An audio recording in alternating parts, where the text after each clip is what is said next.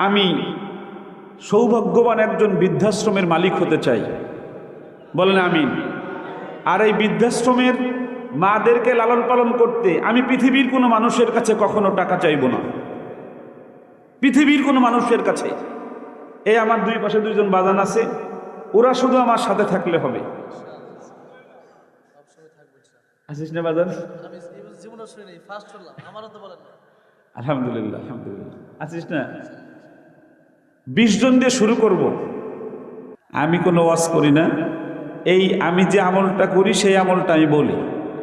আর আমার কাছে মনে হয় রাসূলুল্লাহ বলেছেন, বান্দা নিজে যে আমল করে ওই আমলের কথা বললে অন্যে আমল করতে উৎসাহিত বেশি হয়। ঠিক না বেঠিক? একটু জোরে বলতে হবে, ঠিক না বেঠিক? আরো জোরে বলতে হবে, ঠিক না বেঠিক? এদিকে দেখেন, একটু আমার দিকে দেখেন সবাই, এই হাতের দিকে। এখানে কয়টা আঙ্গুল? এই যে দুইটা আঙ্গুলের মাঝে কতটুকু ফাঁকা জায়গা আছে দেখেন তো। অনেক বেশি না অনেক? অনেক কম না অনেক বেশি ফাঁকা? রাসূলুল্লাহ একদিন ঠিক এভাবে সাহাবীদেরকে দেখিয়েছেন যে আমার এই দুই আঙ্গুলের মধ্যে যতটুকু জায়গা ফাঁকা আছে, আমার উম্মতের মধ্যে যারা অমুক কাজটা করবে জান্নাতের মধ্যে ওই উম্মত আর আমি এরকম এতটুক দূরত্বে জান্নাতের মধ্যে একসাথে থাকবো। চিৎকার মেরে বলেন আল্লাহু আকবার। আপনারা কি রাসূলের ওই যে ঘোষিত পুরস্কৃত উম্মত যারা রাসূলের সাথে জান্নাতের মধ্যে ঠিক এভাবে পাশাপাশি থাকবে, আপনারা কি চান? জোরে আওয়াজ দেন না, চান? রাসূলুল্লাহ বলেন, আমার উম্মতের মধ্যে যারা এতিমদের মাথায় হাত দেবে, এতিমদেরকে ভালোবাসবে, এতিমদেরকে সাহায্য করবে, এতিমদেরকে সহযোগিতা করবে, আমার ওই উম্মতেরা কঠিন কিয়ামতের দিবসে যখন জান্নাতে যাবে, জান্নাতের মধ্যে এই দুই আঙ্গুলের মাঝে যতটুকু ফাঁকা জায়গা এতটুকু ফাঁকা ফাঁকা আমার সঙ্গে জান্নাতে থাকবে। আরো জোরে বলেন সুবহানাল্লাহ। আমি নিজে এই আমলটা খুব ভালোভাবে করতেছি আলহামদুলিল্লাহ। আপনারা জেনে খুশি হবেন, ইদানিং আমি এই নেটে এই প্রথম এই কথাটা বলতেছি। আমার কাছে গত এক সপ্তাহ আগে 50 ঊর্ধ্ব একজন মা এসেছেন, যার পৃথিবীতে কেউ নেই, ছেলে মেয়ে, মানে একদম আমাকে যেটা বলেছে আত্মীয় স্বজন কেউ নেই। উনি 1,83,000 টাকা আর 3টা ছাগল ছিল ওনার। এটা নিয়ে আমার কাছে আসছে যে কাইয়ুম বাবাজি, আমি শুনেছি তুমি এতিমদের সাহায্য করো, তা আমি তোমার কাছে সারা জীবনের জন্য চলে আসছি, এই টাকাগুলো নিয়ে আমাকে তুমি সারা জীবন একটু লালন পালন করো। আলহামদুলিল্লাহ বলবেন না? আমি ওনাকে বললাম যে ছাগল আর টাকা আমার লাগবে না, এটা আপনার ব্যাংক থাকলে অ্যাকাউন্টে রাখেন, না হলে আমি অ্যাকাউন্ট খুলে দিচ্ছি। আপনার বড় অসুখ হলে এই টাকাটা চিকিৎসায় লাগবে, আজকের থেকে আমি আপনার জিম্মাদার হয়ে গেলাম, আপনাকে আমি দেখাশোনা করব, আপনাকে আমি লালন পালন করব। বলেন আল্লাহু আকবার। ঠিক ওই সময় থেকে আমার ভিতরে নতুন আর একটা চিন্তা আসছে, সেটা হলো যে আমি একটা বৃদ্ধাশ্রম খুলব 20 জনের। আপাতত 20 জন পিতামাতা যাদের পৃথিবীতে কেউ নেই, যে সকল বড় লোকরা তার মাকে পালে না, আমরা এমন শিক্ষায় আমার সন্তানকে আমি শিক্ষিত বানাতে চাই না যেই শিক্ষায় উচ্চ শিক্ষিত হয়ে আমার সন্তান আমাকে ডাস্টবিনে ফেলে দিবে। ঠিক না বেঠিক? আরো জোরে বলেন ঠিক না বেঠিক?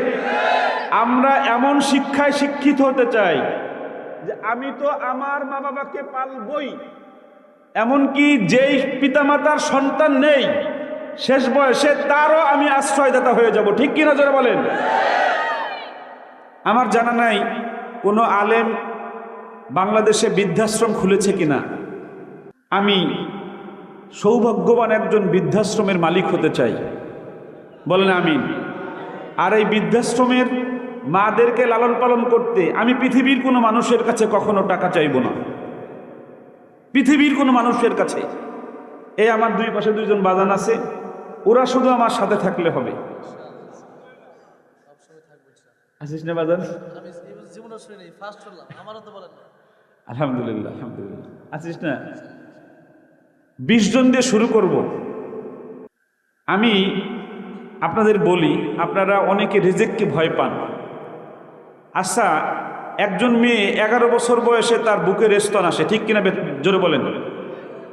এই স্তনের মধ্যে দুধ আসে কখন? যখন তার পেটে সন্তান আসে, এরপরে স্তনের মধ্যে দুধ আসে, ঠিক কিনা জোরে বলেন? অর্থাৎ যখন আল্লাহ রাব্বুল আলামিন এই বান্দার রেজেক দরকার, ঠিক সেই সময় আল্লাহ রাব্বুল আলামিন রেজেক পাঠিয়ে দেয়, ঠিক না ঠিক জোরে বলেন?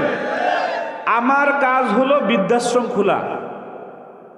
আমি কাইয়ুমুল্লাহর কাজ, যেহেতু একজন মা মনে করেছেন যে কাইয়ুমুল্লাহর কাছে আসলে সে ভালো থাকবে নামাজের সাথে কোরআনের সাথে, আমার বিশ্বাস যে আগামী 2-4 বছরের মধ্যে শত শত মা বাপরা মনে করবে যে কাইয়ুমুল্লাহর কাছে গেলে আমি ভালো থাকবো। এজন্য আমার আর দেরি করার দরকার নাই, আমি বৃদ্ধাশ্রম খুলে দেই। আল্লাহ অবশ্যই আমাদের সাহায্যকারী হয়ে যাবেন, ঠিক না ঠিক? আপনাদের কাছে আমি দোয়া চাই, আমি এতিমদের পাশে আমার মৃত্যু পর্যন্ত আমি থাকতে চাই। আমার বাজান বলেছে, ও দেখে সব সময়, আমি আজকেও একজন এতিম রেখে আসছি। আজকে আপনাদের এখানে আসার আগে একজন এতিমকে গ্রহণ করে আসছি, বলেন না আলহামদুলিল্লাহ। আমার কাছে 6 জন নবমুসলিম আছে যাদের পৃথিবীতে কেউ নেই। একজনের মা মারা গেছে, ধরেন আপনি মারা গেছেন, আপনার স্ত্রী আছে, ওই সন্তানের চাচা আছে, দাদা আছে, খুড়ো আছে, খালা আছে, ফুফো আছে, আছে কি না জোরে বলেন? কিন্তু যে নবমুসলিম হয়, যেই সন্তান, যেই মেয়েটার বয়স 15 বছর নবমুসলিম হয়েছে, তার পৃথিবী থেকে সব মরে যায়, ঠিক না ঠিক?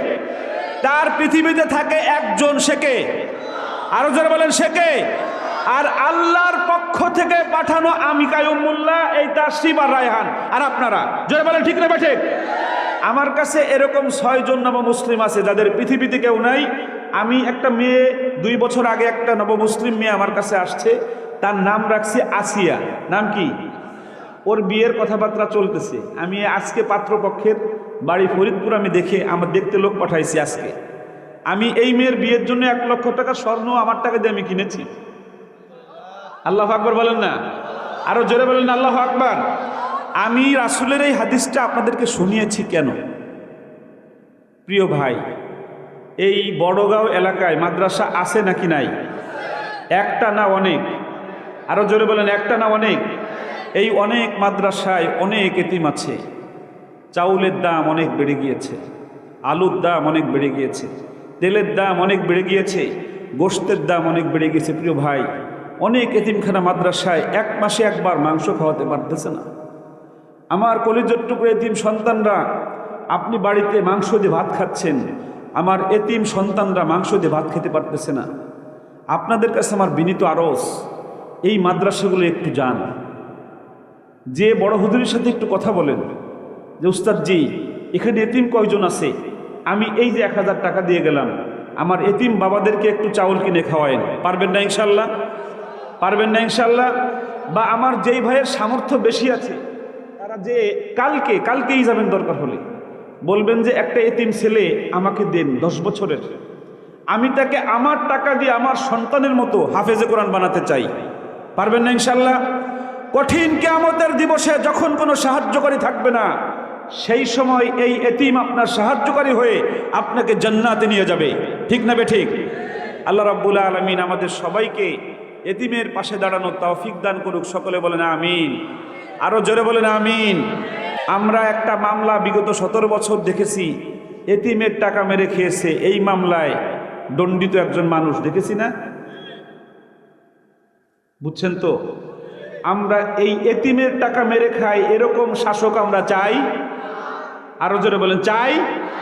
আমরা সেই শাসক চাই যেই শাসক ওমর রাদিয়াল্লাহু তাআলা আনহুর মতো, চরমনায়ের পীর সাহেব, আল্লামা মামুনুল হক, এরা মানুষের দ্বারে দ্বারে যে টাকা পৌঁছে দিয়ে আসবে, ঠিক কিনা জোরে বলেন? এতিমকে ঘর বানিয়ে দেবে, আমরা সেই শাসক চাই, জোরে বলেন ঠিক কিনা? আমরা সেই শাসক চাই যেই শাসক পাগড়ি বেঁধে জামাতে দাঁড়িয়ে যাবে, ঠিক কিনা জোরে বলেন? আমরা এমন শাসক চাই না যেই শাসকরা এতিমের টাকাকে চুরি করে ঘর বানাবে।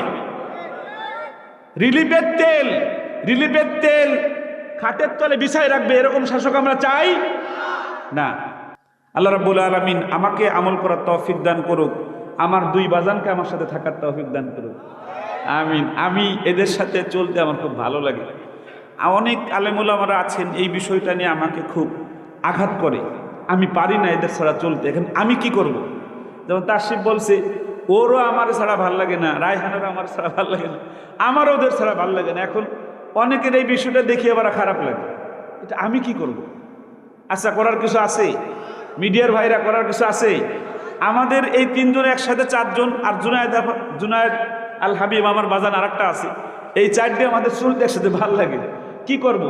আপনারা জেনে খুশি হবেন, আমার ছোট্ট ছোট্ট বাবাজিরা আজকেও আমাকে, আমার ছোট ছোট সন্তানরা, আমার ছাত্ররা যখন এসে আমাকে জড়ায় ধরে, আমি চেয়ারে বসা, এসে জড়ায় ধরে আমার মাথাটা টাইনি, এরপর আমার যখন এই জায়গায় একটা চুমু দেয়, তখন আমার কাছে মনে হয় যে আমি একজন সফল শিক্ষক, আমি একজন সফল মুহতামিম।